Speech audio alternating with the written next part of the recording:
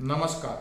પ્રાણ પ્રતિષ્ઠા બાદ યુપીના બુલંદશહેરની અંદર પીએમ મોદીએ રેલીને સંબોધિત કરી. આ રામ મંદિર પ્રાણ પ્રતિષ્ઠા બાદની પહેલી રેલી હતી.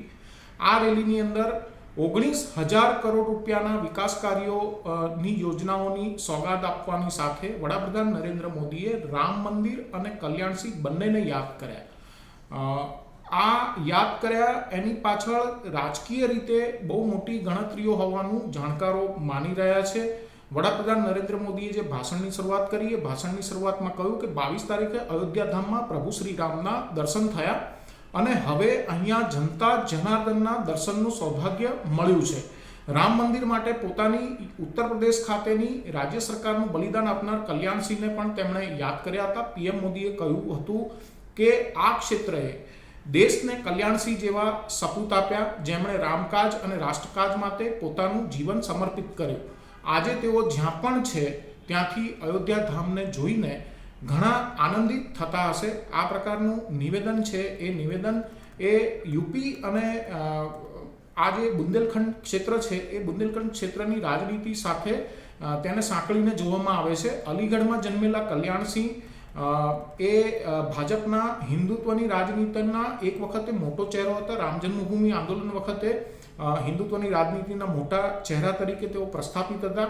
લોધી પરિવારમાં જન્મેલા કલ્યાણસિંહ રામ મંદિર આંદોલન વખતે સક્રિય હોવાની સાથે 6 ડિસેમ્બર 1992ના રોજ જ્યારે બાબરી વિધ્વંસ થયો હતો એ વખતે ઉત્તર પ્રદેશમાં તેઓ મુખ્યમંત્રી હતા અને આ ઘટનાક્રમ બાદ તેમને રાજીનામું આપવું પડ્યું હતું અને તેમણે રાજીનામું આપ્યું હતું. કાર સેવકો ઉપર એક પણ ગોળી ન ચાલે એના માટેના આદેશો પણ કલ્યાણસિંહે આપ્યા હતા અને પોતાની સરકારનું બલિદાન આપ્યું હતું. કલ્યાણસિંહનો ઉલ્લેખ કરી અને પીએમ મોદીએ રામ મંદિર માટે ભાજપના સમર્પણ તરફ ઇશારો કર્યો છે. તો તેની સાથે ઓબીસી લોધ વોટ બેંક જે છે એને સાધવાની પણ કોશિશ તેમણે કરી છે.